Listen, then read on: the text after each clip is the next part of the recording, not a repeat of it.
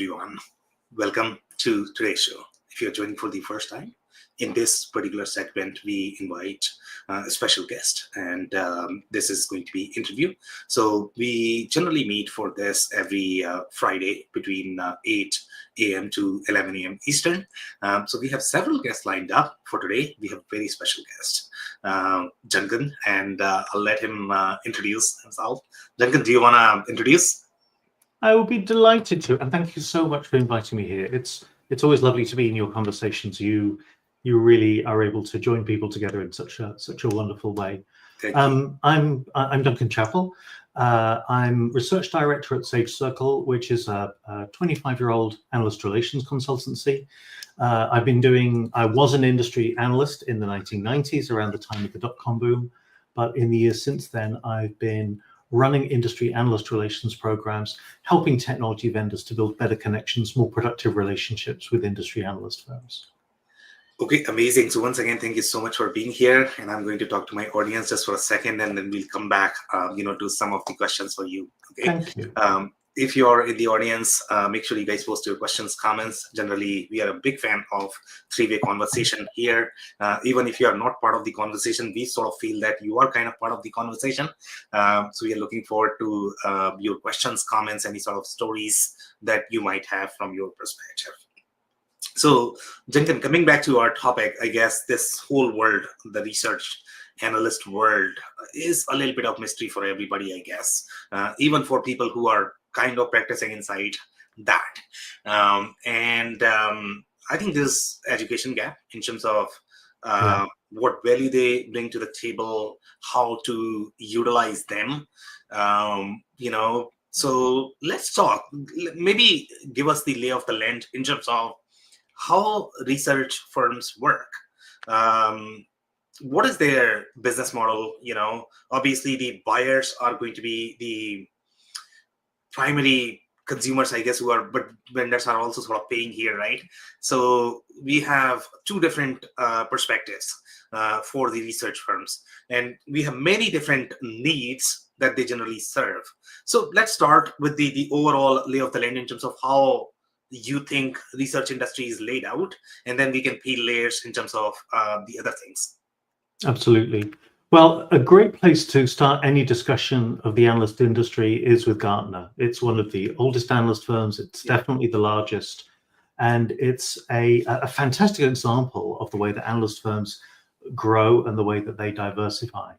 So that's a business that started off helping people to buy IBM servers.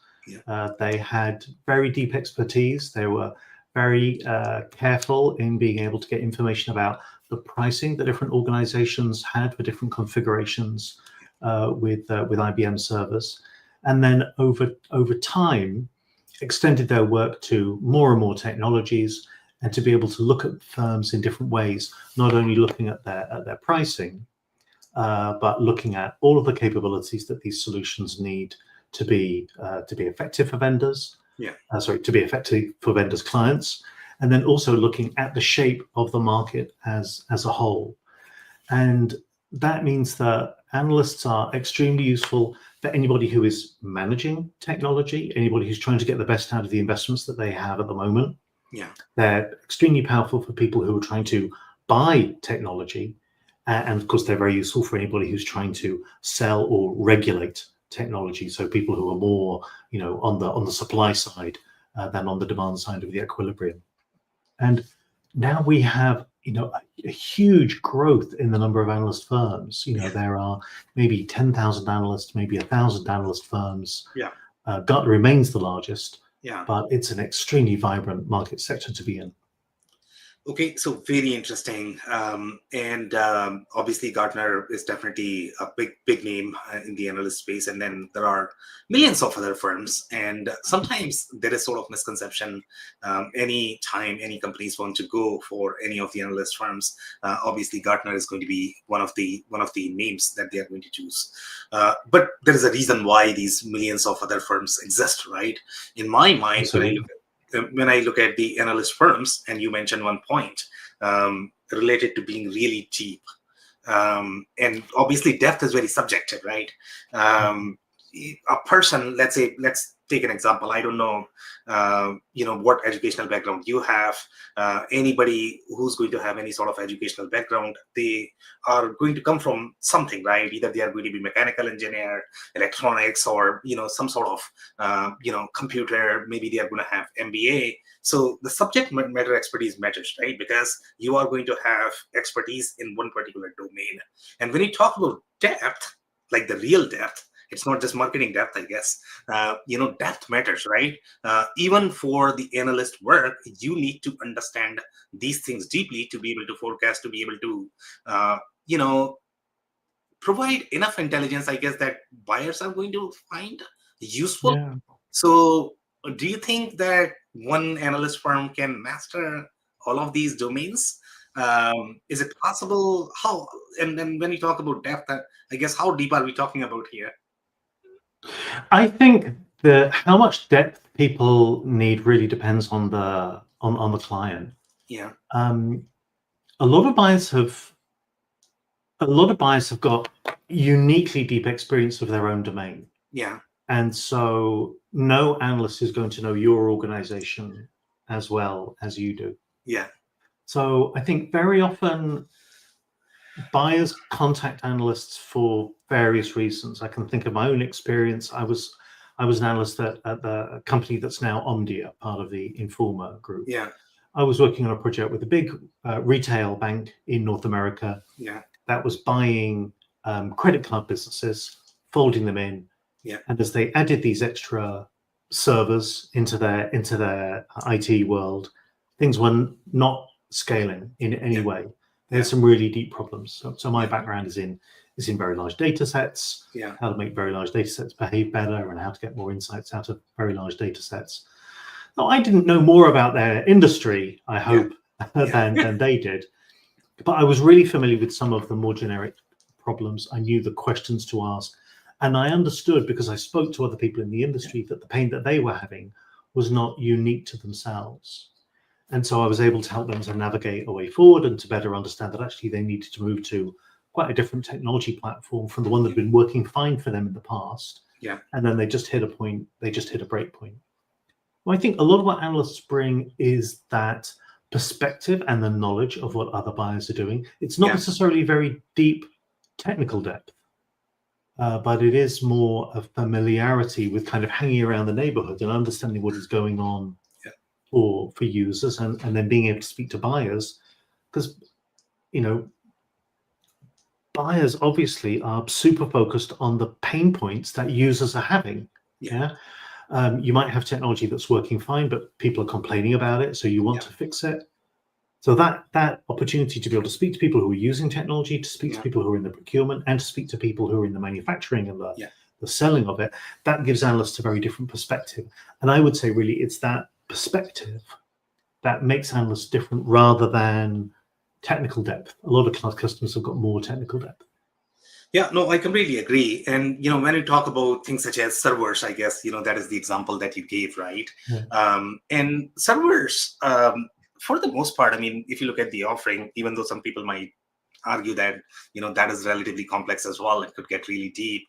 You need to understand so many different things from the pricing, from the configuration perspective. But if you look at this more from the organizational procurement or maybe life cycle, I don't know if that is the right term that I should be using. But if you look at the overall cycle, how these things are consumed, how they are used, how they are adopted, I mean, it's a box. It's really a box. A server is a box. Okay, you are not going to cause as much disruption just because you are replacing a box. Well, obviously things matter, right? I mean, absolutely. I mean, you could just as easily say it's just food, right? You could just as easily say it's just a car. You could just as easily say it's just a house. But of course, there's a huge difference in technologies. There is a difference in their performance. There's an even bigger difference in their price performance. There's a difference in their resilience. You look at, I've been working on some research looking at buyers of cloud services. Yeah. Actually, you do have buyers who will say, well, I will put this application on that cloud, and I'll put this application on that cloud.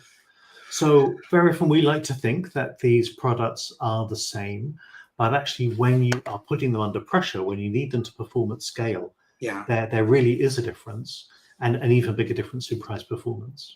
Yeah. So not trying to underestimate that you don't require, the information, the intelligence, the research for, the infrastructure products as well. But the point that I was trying to get to is, you don't really have as much disruption when you talk about these products such as your infrastructure or slightly more commoditized, products. But when you talk about other strategic products, and again, the point I'm trying to make is the generalization that people make with the product offerings. So we have like million categories in the market, and each are very different. Their buying cycle is very different. The kind of disruptions that they are going to cause is going to be very different. For example, let's say now let's go to your app space. In app space, you have very different problems. It's very, very, very hard for anybody, and we do these quadrants as well. We are publishing these research as well, but we are the first ones to admit that don't look at the quadrant and make decisions, to be completely honest. That's how we like to talk about, because it could really fire back. And our job is not necessarily to misguide the buyers.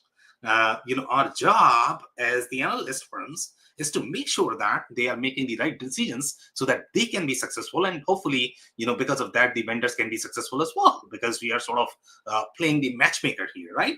So when you talk about these strategic products, and they are two completely different products. When you talk about B2C versus B2B, when you talk about commoditized products versus slightly more strategic products that are going to have real impact on your business processes, business model, etc., you require a lot more heavy lifting and depth. That is generally not going to be possible, I guess, if you talk about simply research. I mean, that's my take. What do you think? I mean, of course, it's true that analysts have much more impact on emergent technologies where markets are not stable. Buyers need more guidance. Sellers are obviously still trying to establish product market fit at that stage. Pricing models and return on investment are extremely unclear. So definitely analysts are highly influential at that stage. Yeah. But on the other hand, if you think of these mature technologies, they are huge. And a mature organization that is replacing a mission critical system is still going to use an industry analyst. And those deals can be massive, and analysts, and especially so many of the analyst firms, are moving into more advisory work, more work supporting RFIs, RFPs, purchasing processes. I'd say the analyst influence it's bound to be bigger on relatively mature technologies, where actually the buyer might want extra help exactly because the market might look as if the functionality is relatively commodified. And it can be very hard when you're buying something, any kind of product, to tell the difference between different things, because they look so similar, and because of the way the different providers change their language to make it look as if they all provide the same as their more fully featured competitors. But an analyst will know the truth, or at least an analyst will be closer to the truth. They will have had more conversations with buyers, more conversations with your competitors. I've had the experience at user conferences, seeing users talking very openly about their pain. But if you're wanting to buy from a tech company, you have not been to the user conference of its suppliers. You've not spoken to its competitors. So analysts have a lot of impact. You're right. Those early stage markets, analysts can make or break them as markets. They can say that the markets won't come to maturity. They can give negative feedback to investors. So absolutely, analysts have a make or break impact on the fortune of vendors and of technologies in that early stage. And that's why every conversation around hype, and the role that analysts play in technology hype is so important. But the other side is probably vendors have got more impact on relatively mature product technologies, because it's still hard to buy those, and buyers still need support in producing the business case for new investments, especially in this crazy economy. Yeah, no, I mean the economy is always tricky, right? And in this time, it's going to be trickier, I guess, for everybody, for buyers as well as for the analyst Yeah. firms. So you are definitely spot on. So let's touch a little bit more on the business model of the research firms, and you have sort of been on the both sides, right? So you bring Yeah. a very interesting perspective. So go ahead. So I suppose there's really three things that analyst firms sell, and as they mature, that business model kind of changes. Very often, you're selling single reports initially, Yeah, or you're running specific consulting engagements, specific advisory engagements.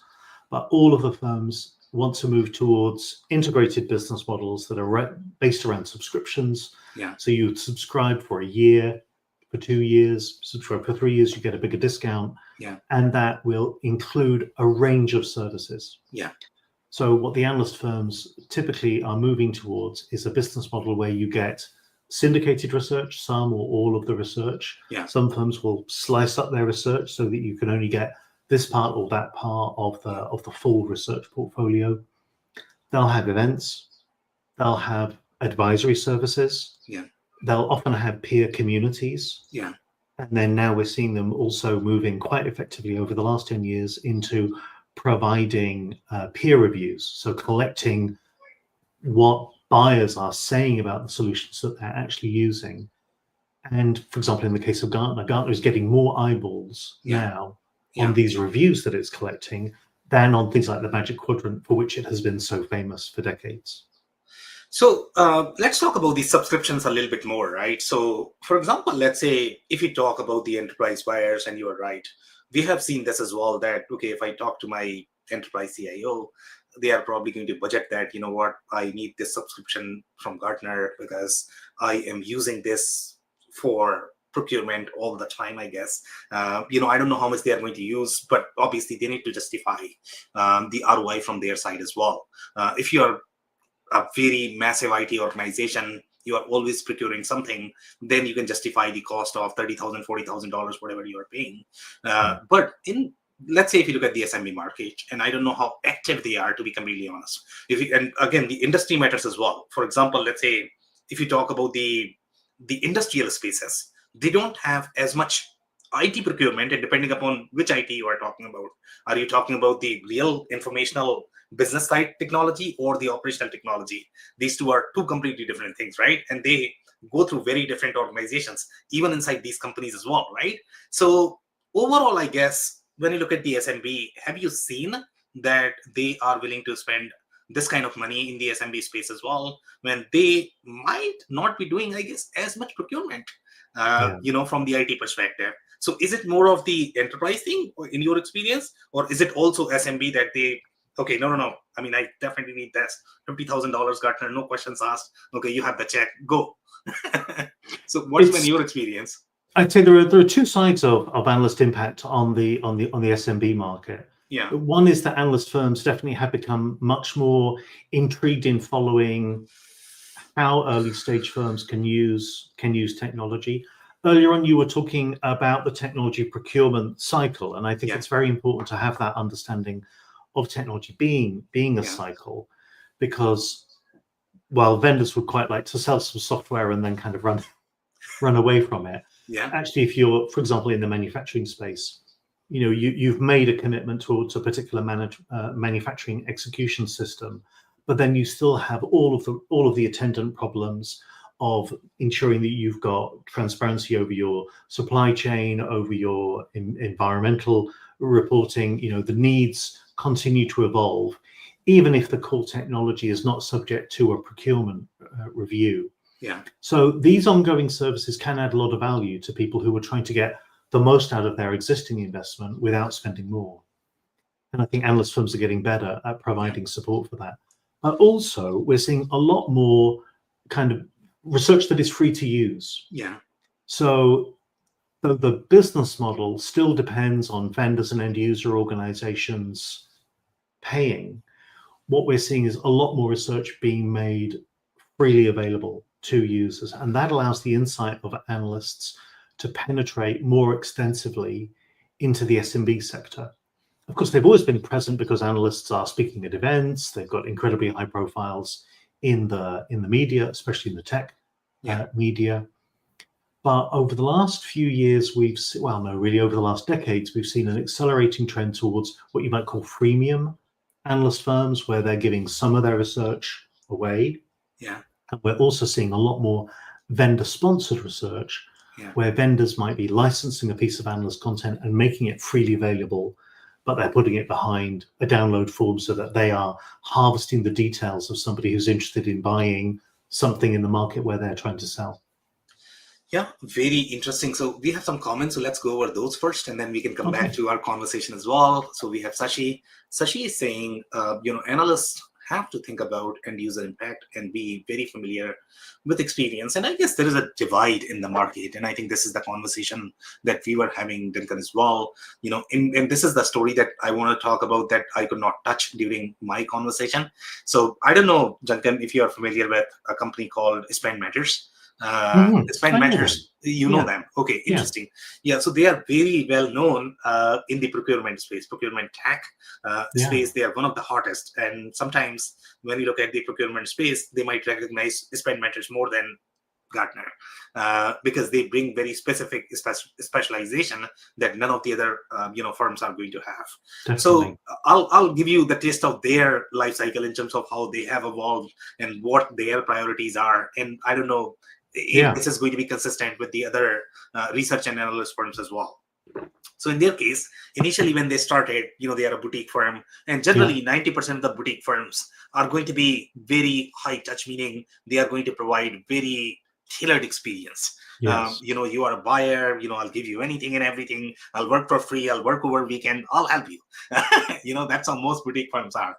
And then you have a very interesting entity called private equity. Okay. When they get involved, they are very good at making money. We all know this. That's their job. Okay. And one of the mandate that they had, so it's almost like change in government, right? One of the mandate that they had is no advisory whatsoever. Okay. The only thing they were going to sell is the data, the research.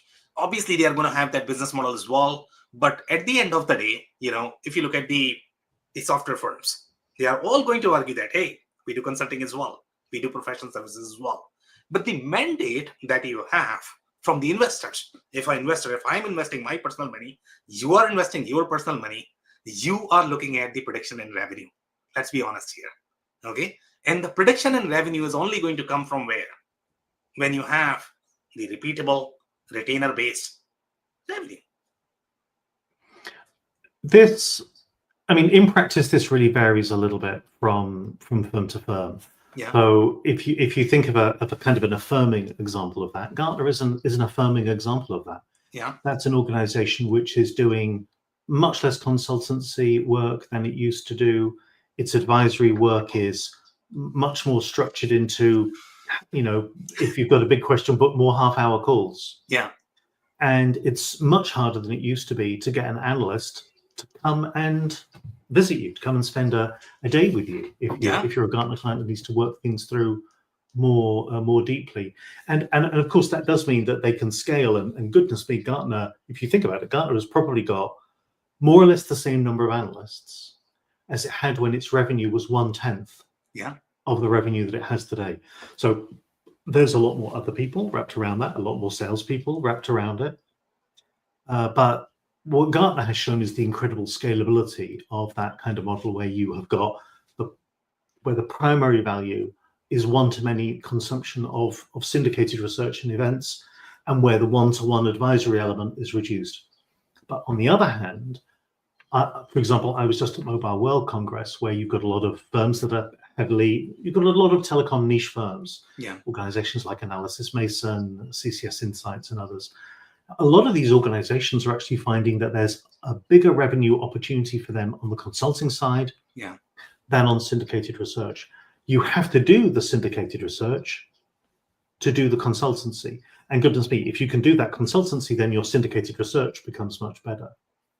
So there can be immense scalability if you're a generalist analyst firm that is selling, for example, into the enterprise tech market, which is more or less limitless. On the other hand, imagine a firm that's focused on selling to telecoms operators. How many telecoms operators can there be in the world? Yeah. If you sell to the 150 biggest operators, you've probably sold to most of the market. Yeah. So there can be some dynamics where actually the ability of that business to scale is limited, and you have to cross-sell with more events, more advisory services, more consultancy, more peer networking, if you're going to make the most out of that business. Yeah, and I think based on this question, everybody's sort of trying to argue that, you should be doing a lot more end user work, which is great, but that falls into the real consulting world. And the challenge that you run into that business model is that, okay, I mean, I get it that, Gartner is going to spend an hour a day. I get it. But you know what? For enterprise tech projects, to be completely honest, when you look at the real business requirements, the change management, a day is nothing. Like, how can somebody understand a business at the transaction level, which is what is required to make a decent decision, I guess? Even then, you might fail. Okay, even if you did everything for, let's say, 2 months, 3 months, 4 months, even then you are going to run into the real challenges. It's far trickier with cloud because you have far more constraints, and even if you miss one thing, you're done. That's how bad it is. So how can somebody, even if you are going to go for a day, you require a lot more depth, a lot more time to spend with business to make an informed decision. And again, I mean, there is a conflict in the business model. Okay, what Gartner and the other analyst firms, what they're trying to sell is a very repeatable IP. Consulting is a very different business model. It's a very different industry in general, right? So there is a little bit of overlap, but I don't think every firm can do everything. So, I mean, was an argument, I think we were talking on LinkedIn as well, that, hey, my consulting peers are doing research as well. Great idea. Yeah. But hey, you're probably going to have a little bit of conflict of interest there, when you are publishing research. So what's your take? I mean, I know that there's going to be overlap, but everybody sort of needs to stay in their lane, I guess. I think it really depends on the needs of the buyer. Yeah. I think the supply side of the market, I think we care about conflicts of interest much more than buyers do. I think obviously there are regulatory limits on, like you mentioned, I used to work at Deloitte, right? There are regulatory limits on what we can do if we're auditing a company to work with the rest of that company. Yeah. But in reality, there's incredible synergy between working on both sides of a business. Absolutely, huge synergies. How deep does that expertise need to be for the client to gain value from it? Yeah, I think you'd be surprised to see what smart questioning and some general knowledge can do, because very often procurement processes become extremely disrupted since the pandemic. Yeah. So there used to be a lot more, conversation at the water cooler. There used to be a lot more commonly held organizational common sense. Yeah. Buyers used to be able to pick up on concerns and doubts. There are always devil's advocates around. You just need to go to the canteen and sit down for dinner, and you're going to find other views. Tech buying has changed a lot in the last 5 years. Buying centers are bigger and faster than they used to be, and that makes them messier, right? If you think of momentum being like mass multiplied by speed, right? There's a lot more momentum, and so it's much harder to direct. And that means that going in the wrong direction earlier on can produce, huge consequences later on. Anybody who's looked after software quality understands, fixing something sooner, it costs 1% of fixing it later on.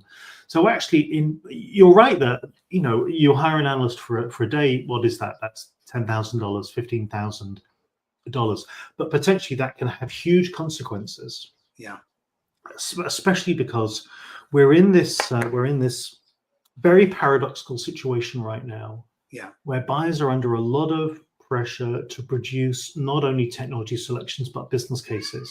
Yeah, and business cases that point for the whole direction for the organization's technology investments. So they have to simultaneously say, in the short term, we're going to have very fast ROI. Yeah. And this is how we can mitigate the risk of the project launches being delayed or not being successful. But then at the same time, this small investment we're making now is building a bridge to the whole cloud transformation, the whole digital transformation that we want to do in the future. And in reality, if you're trying to do this thing and that thing, you can't optimize two things at the same time. Yeah, you've got a trade-off between these two variables, or you've got to lie. You know, there's this Italian proverb: anybody who has two masters has to lie to both of them. Yep. And what analysts can do is help cohere these buying communities that often have to move more quickly with much greater risk in an environment that is itself much riskier, where the cost of capital is still higher than it has been for many organizations in the past. So all of this means buyers are under a lot of pressure and they need more of this analyst support, honestly, even if the quality of the analyst isn't necessarily rising. Yeah, great points. So let's go over some more comments here. So, we don't have the name of the user. Thank you so much for joining. If you can enable, I think there's a setting on LinkedIn that you might be able to enable for us to be able to see your name. We would love to see your name. Okay. So we have Arun, and he's saying market product catalogs based on customer level. So maybe provide some insight into this as well. I don't know how many end customers really understand there is a little pricing structure, based on how research firms work, and maybe, take that perspective and provide insight into what they should know, I guess, when they are buying these subscriptions, what level of subscription are they going to need, how the pricing is structured, across different research organizations. And I don't know how much intel you are going to have in different organizations. So maybe touch on that a little bit. Sure. I mean, actually, this question makes me think of it both ways. I mean, analysts themselves are kind of defining markets. And if you think of the way that something like Gartner Peer Insights will define a market, and then you see inside a market segment the vendors that are active, analyst firms do a lot to kind of counter information asymmetry in markets by defining the boundaries of markets and defining what's inside them. And paradoxically, there's an awful lot of information asymmetry when it comes to selecting analyst firms. Yeah. One of the things, so for the last 23 years, I've been running an annual study called the Analyst Value Study. Yeah. And what this does is it asks people who use analyst firms about the value that they get from analyst firms.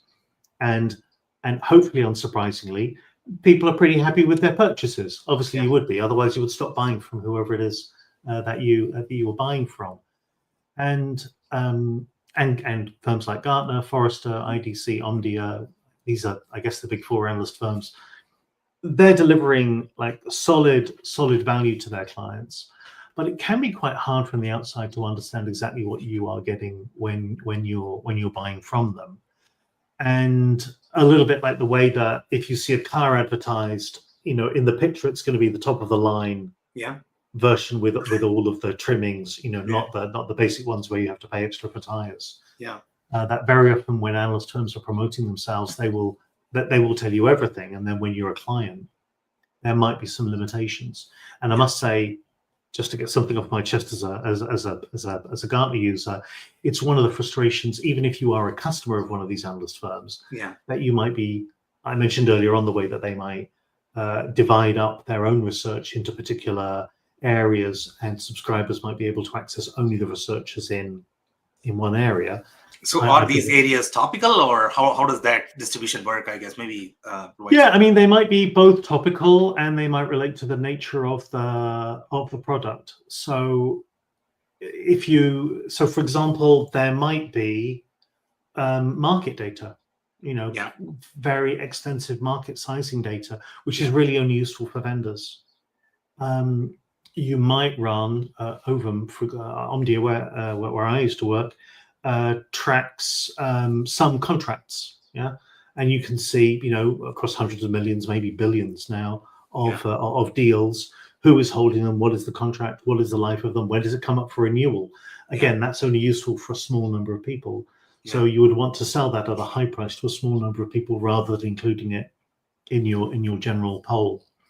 Forrester is another good example because it produces role-based research, So there's research for analyst relations people, there's research for securities professionals, and so on. And again, they might want to sell that particular silo of research.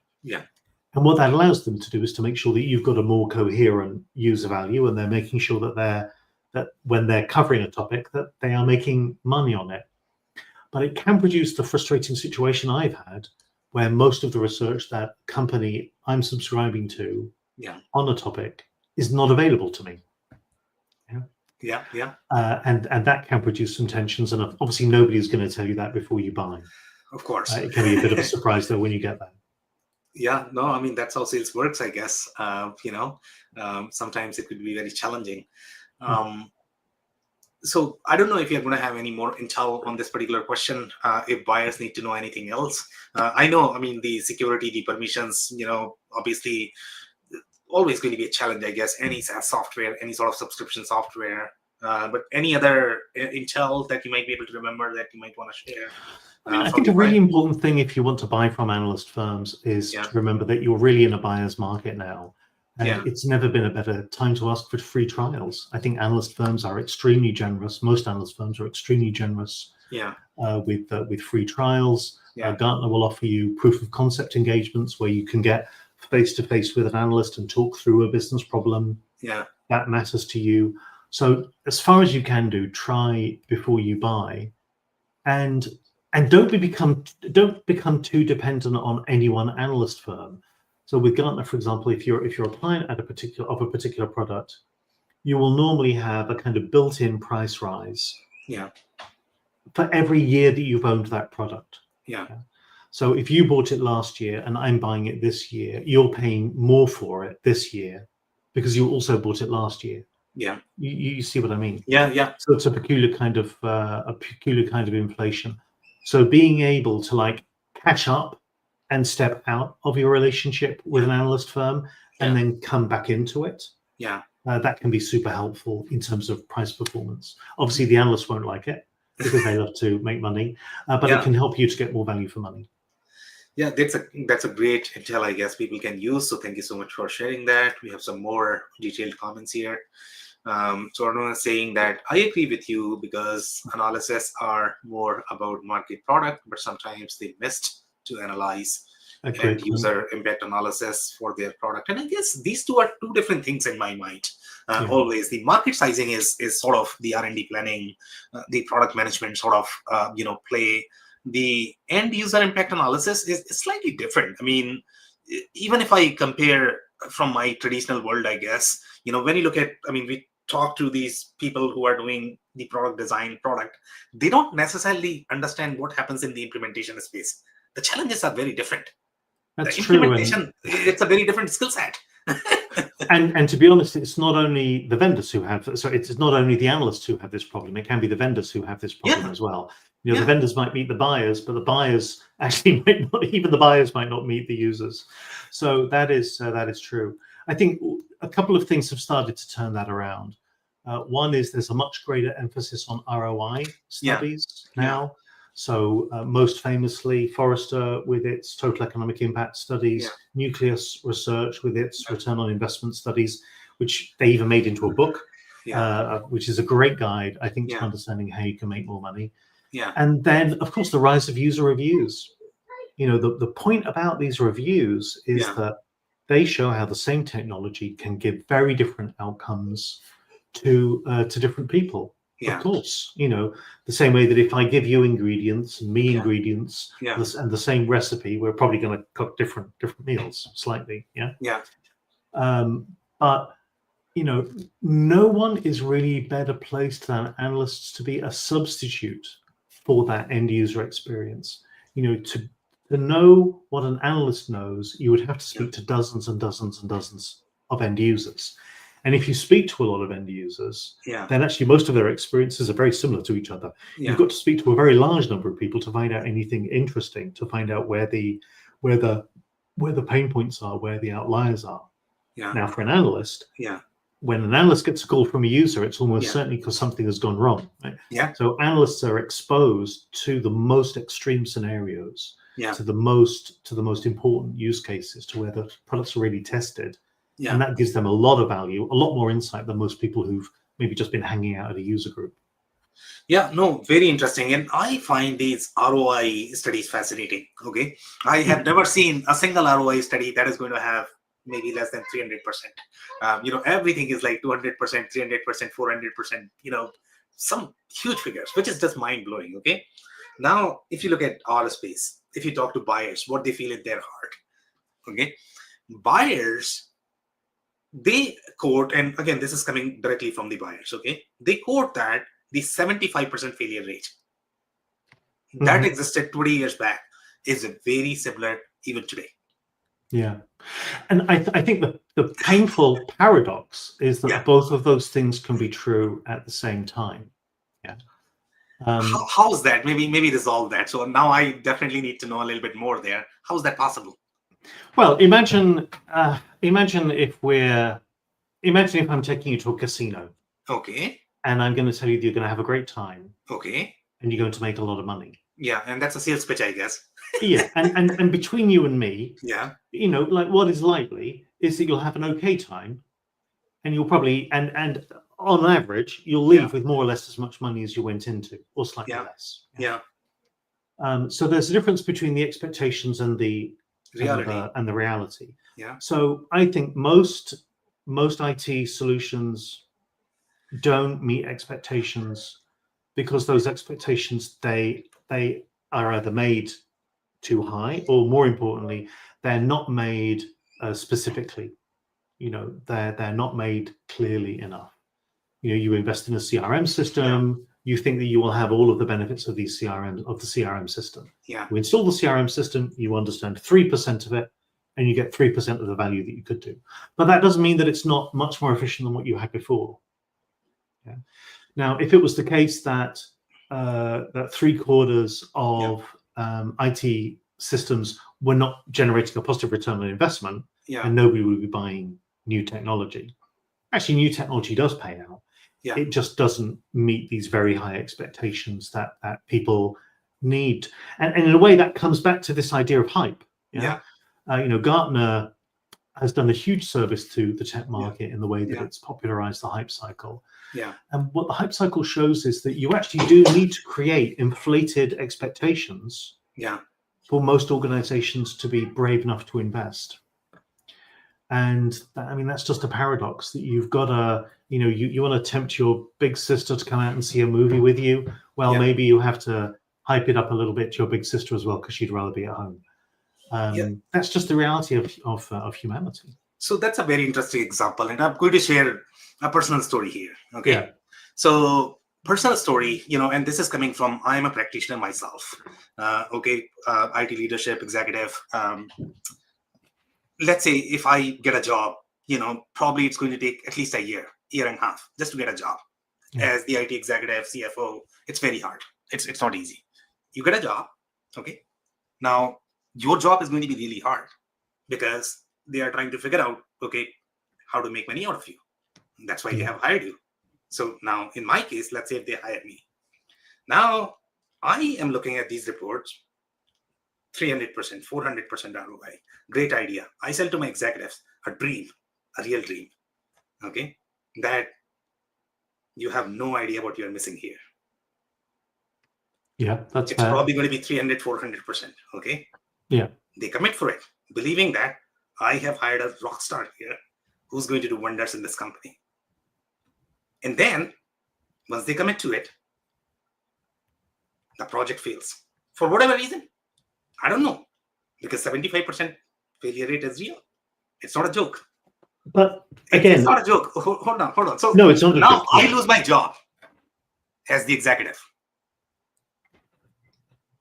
But if you're an executive who, so there's something that's just a little footnote that we have to say about these ROI studies, which is there's a big difference between ROI studies, which are effectively based on 2 or 3 examples, and ROI studies that are based on extensive samples. So if you look at Forrester, for example, Forrester will use relatively fewer examples. Yeah. It's reasonable to think that they may be cherry picked. They are effectively extreme examples of the best outcomes that are achieved. So if you're an IT manager and you take a Forrester TEI and you say, we will probably get similar outcomes to the best people who've ever done this, then this is like saying that you're going to buy a car because you can drive as fast as the fastest person who's ever driven your car. That's not realistic.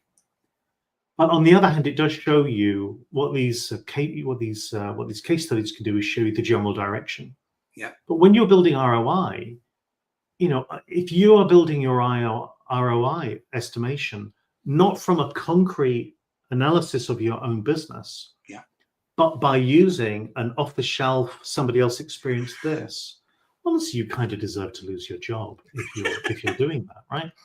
What is your business going to save? Yeah. You should know what your business is spending. You should be able to identify where the costs are. You should be able to identify where the savings are. And it still can be the case that you cannot meet all of the expectations, and it can still be a good choice. And that is why the major job of managers is managing upwards, is to manage expectations. So if you're an IT manager, you might think you can get a 300% ROI. Yeah. But if you're smart, you are not going to promise that at all, are you? If you're going to say, well, look, what is in my organization? Yeah. What are the rules for project financing? How much ROI do I need? What is the lowest ROI? In the longest possible period of time that I can propose and still make money. And that is where you need to anchor your expectations. And honestly, if you work with an industry analyst, that is the kind of thing that they will help you with. Yeah, so very interesting. So basically, in my case, let's say, and I don't know if I knew what I wanted to do, I guess, then I probably don't need the industry research. I'm asking for industry research because I don't know enough and I need to make this decision. I need to convince my peers, I need to convince my executives that doing this is going to bring some value. I'm trusting on this research, I'm trusting on this insight, and based on that, I'm making this decision. But the responsibility falls on my head that I'm supposed to have the judgment what is going to get me 300%, 50%, whatever. Then I guess, I don't know. I mean, see, if the research is still going to be meaningful or so reconcile that difference, I guess, maybe a little bit. I mean, imagine if so somebody else's experience with a piece of technology is not going to be your experience, right? Yeah. Imagine if I'm running a sales organization and it's very bad. Yeah. And I'm not using my CRM very well, and I'm losing a lot of leads. Yeah. And then if I just start to do 2 or 3 things systematically well, I'm going to have a massive outcome in that. I mean, I'm thinking of there's some colleagues of mine. I used to work for a company called Kia Company, which for some time provided services to analyst firms. Yeah. And very often they would go in and they would work with analyst firms' sales teams. Yeah. And almost always they would double the pipeline value of these analyst firms within a few weeks, just by stopping the analysts from interrupting the salespeople. Yeah. So, and they would not have been able to do that if they were not focusing these analysts to use their technology more effectively and to be distracted less by the analysts. Yeah. So I imagine that they will have had an immense return on investment in their CRM because they were starting to use it effectively. But maybe other organizations won't get the same outcome from that CRM, not because the CRM isn't good, but because they just were not very inefficient before. Yeah. So to estimate your ROI, you have to start from a material, personal, specific example of what is happening in your business, especially because we're in an environment where the availability of capital is changing a lot. Generally, it's becoming a little bit easier now, and where the price of technology is generally falling in real cash terms. Yeah. And that means that there are all sorts of investments that your business should make. Yeah. But the art of technology leadership is knowing when you should make those investments in what order in order to maximize your cash flows. Yeah. So again, that has to start from a material understanding. When is this problem? What is the cash value of this problem? Yeah. And when will the cash value of this problem be more than the cash price of solving the problem? And then when you're there, that's when you should make the investment.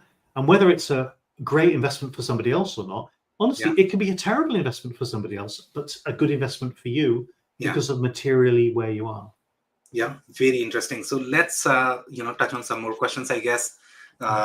So here, Arun is saying consultant is a fuel for research in terms of market information. In same way, research helps, I guess, to improve the product level, which help to provide more service in consultant part. So let me try to, I get this.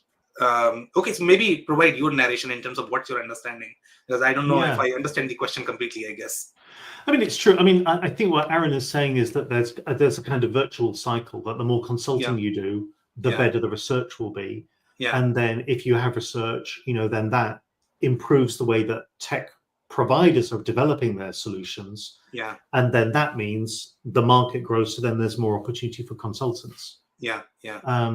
So, that is absolutely true. And it's one reason, firstly, why analyst firms work very closely with consulting firms. But it's also why analyst firms themselves are developing, maybe we wouldn't call them consultancy services, but advisory services. What I would say, though, is that very often humans fill the gap around technologies. They do the things that the technologies can't do. So as an industry analyst, if I did a consulting project, it was normally because we didn't conduct research on that topic. And so if you're doing consulting on a topic that you don't research, then it's not going to improve your research because you're not researching that topic. It's too specialized or too early stage, or just not a good fit. And that's kind of true with consultancy firms, except that consultancy firms now are so good at developing products themselves. If you're ever in the situation where a consulting firm is doing a lot of work in an area, they are very quickly now going to develop tools, templates, products, anything that they can do to improve the efficiency of the consulting time that the client is buying. Yeah, so very interesting. And I think I agree with the comment. Thank you so much, Arun, for sharing that. So here's one more comment that I guess we are coming close to our time now. So we'll probably discuss this and then do the closing advice after this. So he's saying, this is the same comment. I guess. Same comment, I guess. The same comment, just written more nicely. Yeah, more nicely. Okay, how to manage this based on product service? I guess, there are no additional details on the question at all. Yeah, well, it's the question that matters, isn't it? How to, how can consultancy firms manage this? And I don't know. This seems like the kind of question that you'll be able to answer, Sam. But I do think it's key to understand that the more you can productize your consultancy, then the more effective you're going to be, both with the product and with your other consultancy. Yeah, so I guess there are both perspectives, right? That's going to be one more thing that I want to discuss. That is going to be around this, question itself, and that is that if you go to any executives, if you ask them, what has been their experience working with any of the consulting companies, they'll always say that they have had far more success, and sometimes we find that mind blowing as well. Working with boutique firms, and then we are asking, why the hell is that? You have consulting firms such as Deloitte, McKinsey. They have been there for a long time. They have logos, they have expertise. Why do you feel that you are getting more success with boutique firms? And their comment generally is that the larger firms have become more of the staffing firms. You just don't have the same passion that the boutique firms are going to have. Generally, with the boutique firms, you have founders involved. They are just more passionate, I guess. They go out of their way to help. So generally that is their take. I don't know whether people are going to take that or not, but that is not the same thing that we hear in the research industry. So in the research industry, when any of the vendors, which vendors do you want to target? Gartner, Forrester, those are like top ones. So do you think that this analogy that I just mentioned related to consulting, this might be applicable in the research industry as well, or is it different? It's absolutely applicable. And then this problem that the reality is that there are 1,000 analyst firms, and if you look at value for money, you would imagine that it would be the biggest analyst firms that would be charging the most, and that they would be delivering the worst value for money. But actually, that is not the case at all. these big analyst firms, they are really in the middle of the market when it comes to price performance. And clients are getting the very best value from smaller firms, partly because smaller firms are maybe not quite so good at estimating their costs as larger firms. So, of course, the market leaders are always the most. I mean, in any setting, the market leaders, by definition, are going to be, typically the ones who are most famous. If you look at, I mean, I can think of my own experience at Deloitte. The big four firms, they often have a lot of kind of boutique niche expertise inside those organizations, but they can be hard to find. Yeah.